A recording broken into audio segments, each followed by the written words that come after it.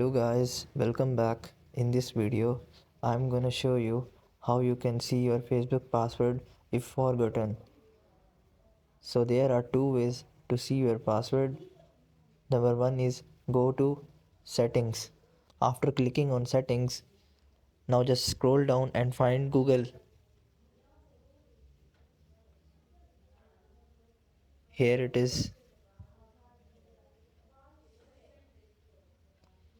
Now click on manage your Google account. It will redirect you to Google account information. Now just click on security option. After tapping on security, scroll down and find an option password manager.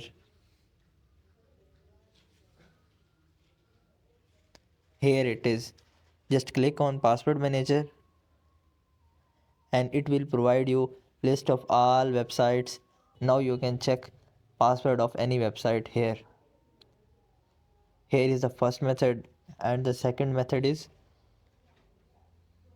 just go back and go to Google Chrome browser.